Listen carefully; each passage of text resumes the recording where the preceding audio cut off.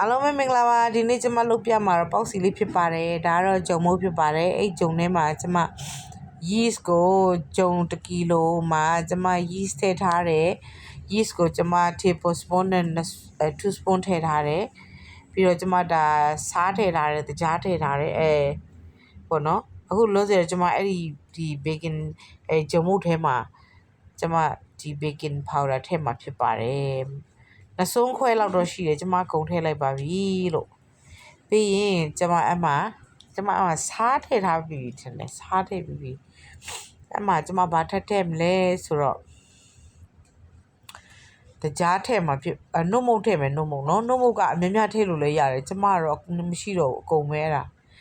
အမှန်တော့နှုတ်မုတ်ကို3စွန်း4စွန်းလောက်ထည့်ရင်တော့ထမင်းစားစွန်းနဲ့ပေါ့နော်အဲ့လိုမျိုးထည့်ပေးရင်တော့ပိုပြီးစားလို့ကောင်းတယ်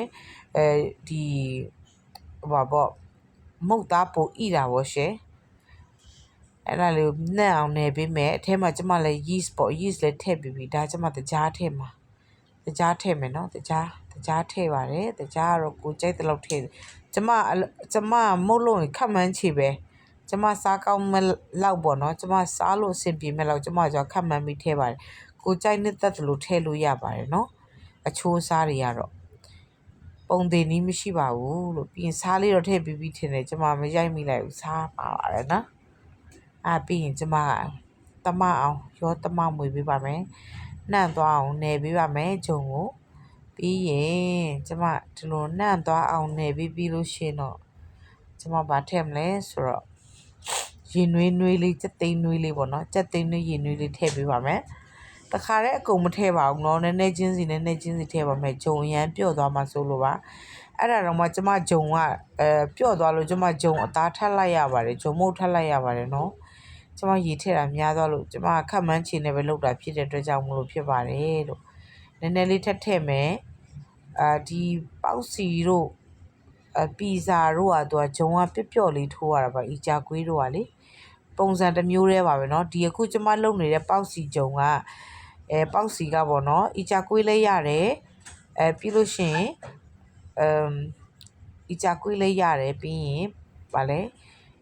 ပေါက်စီလေးရတယ်ပြီးရင်ပီဇာလေးရပါတယ်เนาะ3မျိုးလောက်သုံးလို့ရပါတယ်ကျမလက်ဆေးပြီးပါပြီเนาะကျမလက်သေးဒီနေ့လက်သေးအတူတက်ထားတော့အမလက်ကရမ်းနာနေတယ်ဒီလိုပဲပေါ့စားချင်တော့လည်းအနာခံပြီးတော့လုပ်ရတာပေါ့လေ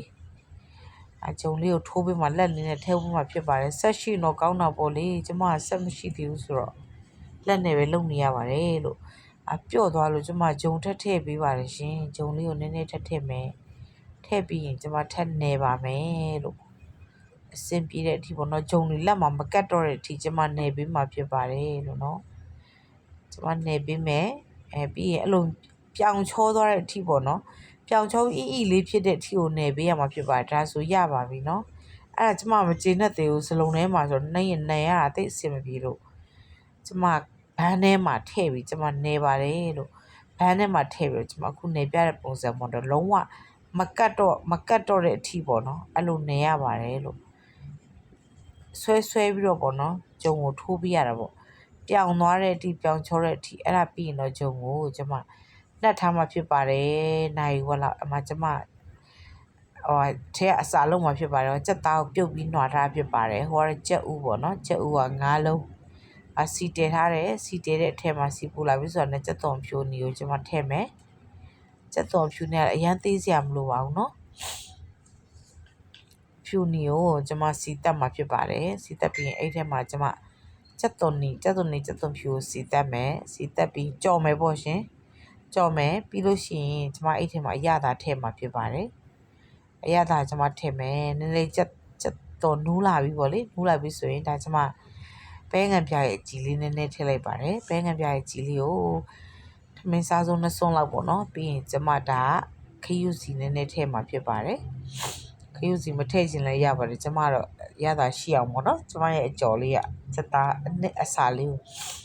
ကျမအမှခရုစီနည်းနည်းထည့်လိုက်ပါတယ်ထမင်းစားစုံ2စွန်းလောက်ပေါ့ရှင်ထည့်ပြီးလို့ရှိရင်ကျမကြော်ပါမယ်ကြော်နေပါတယ်ရှင်ကြော်ပြီးတော့ကျမအဲ့မှာနူးလာတဲ့အထိပေါ့နော်အဲ့မှာကျမထည့်အောင်မှဖြစ်ပါတယ်ဒါကတော့ပဲ ပဲငံပြားရဲ့အနောက်ပေါ့နော်သူကဘယ်လိုခေါ်လဲဆိုကြာညွန့်လဲခေါ်ပါတယ်ကြာညွန့်ကိုလည်းကျမသမင်းစားစုံတစ်စုံလောက်ကျမထည့်လိုက်ပါတယ်အယောင်လေးလောက်အောင်ပေါ့လေကျမရဲ့အစာထည့်လိုက်ပါတယ်လို့ထည့်ပြီးတော့ကျမပြီးရင်ဒါနှမ်းစီပါနှမ်းစီနည်းနည်းထည့်ပါတယ်စားလို့ကောင်းအောင်ပါနှမ်းစီပေါ့နော်တရုတ်အစာတွေကနှမ်းစီနိုင်ထည့်ဖို့စားလို့ကောင်းပါတယ်ရှင်ပြီးတာနဲ့ကျမကြက်သားမုတ်လေးနည်းနည်းထည့်တယ်ကြက်သားမုတ်လေးထည့်လိုက်ပါတယ်ပြီးရင်ကျမတစ်ဖက်ပြန်လဲပြီးရသမအောင်ကျမမှွေပေးမယ်စားလေးနည်းနည်းထည့်တယ်နည်းနည်းပဲထည့်ပါတယ်နော်အသားထဲမှာငံသွားမှဆိုလို့ပါရှင်ကျမနည်းနည်းလေးထည့်မှွေပါတယ်ပြီးတော့ပြီးပါပြီတော့မှကြက်သားလေးကိုထည့်လိုက်ပါတယ်ကြက်သားလေးကိုထည့်ပြီးတော့ကျမကြော်မှာဖြစ်ပါတယ်ကြက်သားကိုကျမ6ကလေးပဲရေလေးနည်းနည်းလေးပဲကျမထည့်လိုက်ပါတယ်အများကြီးမထည့်ပါဘူးရှင်ကြက်သားလေး6သွားပြီလုံးဝရေကုန်သွားပြီဆိုရင်တော့ရပါပြီအစာထည့်ဖို့ရပါပြီရှင်ဆိုတော့သူ့အေးခံထားမှာဖြစ်ပါတယ်အဲ့ဒီအချိန်မှာကျမကမုတ်ကလေးတွေကိုရိုက်ဖို့မေ့သွားလို့ပါနော်အလုံးလေးလုတ်ပြီးတော့ကျမမုတ်ပြက်ကိုဖြတ်ပြီးတော့အလုံးလေးလုတ်ပြီးတော့ကျမအပြားလေးလုပ်လိုက်ပါတယ်အပြားလေးဒလိတ်တုံးလေးနဲ့လှည့်လိုက်ပါတယ်ပြီးတော့အဲ့လိုကိုလိုချင်တဲ့လောက်လေးပေါ့နော်အဲ့လိုအလုံးလေးနဲ့အပြားလေးဖြစ်အောင်လုပ်ပြီးတော့ကျမပြားလေးထဲမှာအစာတွေထည့်ပါတယ်ဖြည်းဖြည်းမှတော့ကျမလည်းအရင်အကျော်ရင်တော့မဟုတ်ပါဘူးပေါက်စီဖြစ်ရင်တော်ပြီပေါ့ရှင်အိမ်မှာကလေးတွေစားမှဆိုတော့ကျမလည်းတက်တလောက်မတ်တလောက်ပေါ့ရှင်ကျမလုပ်နေပါပြီလို့ဟုတ်ပါပြီမလာတာနောက်မှာပေါ့နော်အခုတော့လောစရပေါက်စီဖြစ်သွားပြီစားလို့ကောင်းမှုရေးကြည့်ပါတယ်လို့နော်ကဲပြီးပါပြီအဲ့ဒါကိုကျမကဒီစက်ကူလေးနဲ့ပေါ့နော်လုံးလှလေးဖြစ်အောင်လုပ်ပြီးတော့ရှင်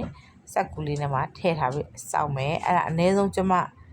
15မိနစ်လောက်ထပ်နှက်ထားပါတယ်เนาะအဲ့အတိုင်းပဲเนาะမပေါင်းသေးပါဘူးเนาะတော့ဒါလေးဆိုရပါပြီအဲ့လိုပြီးတာနဲ့မှ15မိနစ်လောက်နေမှနှက်ထားပြီးတော့ကျမရေနွေးဆူဆူမှကျမနောက်ထပ်မိနစ်20လောက်ပေါင်းလိုက်ပါတယ်လို့ကျမပေါင်းလိုက်ပါပြီမိနစ်20လောက်ပေါက်စီလေးရပါပြီရှင်ကြည့်ပါဦးကျမရဲ့ပေါက်စီလေးကိုကျမခွဲပြမယ်နော်အိုးရှယ်ပဲစားကြပါဦးရှင်ရပါပြီကျမရဲ့ပေါက်စီလေးတန်ရှင်းလက်ဆက်တယ်ကိုယ့်ဘာကိုယ်လည်းလုပ်တာဖြစ်တယ်များလည်းစားရတယ်ဝယ်စားရင်လည်းမတန်ဘူးပေါ့လေမိသားစုများရင်တော့မတန်ဘူးပေါ့ကျမတို့ဝယ်စားမနေတော့ကိုယ့်ကိုယ်လုပ်စားပါတယ်ရှင်ထိမိကွေးပါပဲကွက်တိပါပဲအေးလေးပါအမှလက်ဖက်ရည်လေးနဲ့လက်ဖက်ရည်ဖြော်နီးလေးကနောက်မှပဲတင်ပြီးတော့မယ်ရှင်တောက်လိုက်ပါပြီငယ်တော့ဘွားလေးကိုသတိရလို့ဦးလေးနောက်လက်ဖက်ဆိုင်ထိုင်သွားလိုက်ဦးလေးလက်ဖက်ဆိုင်ထိုင်လိုက်သွားတာဦးလေးတောက်တဲ့ဆိုင်ကိုသတိရလို့ဒါမှကျမဦးလေးလက်ဖက်ရည်တောက်တဲ့ပုံစံလေးပါဒါငယ်ကဘွားလေးသတိရပါတယ်လို့ကျမတို့မြန်မာပြည်မှာဟိုးရင်တော့လူကြီးရလက်ဖက်ရည်အဲ့လိုတောက်ပါတယ်အရန်ပူရင်ကျမကလေးတို့တော့ထူးဆန်းလေးဖြစ်နေပါတယ်ရှင်အရန်ကောင်းပါတယ် blog လေးကဒီလောက်ပဲကျေးဇူးပါ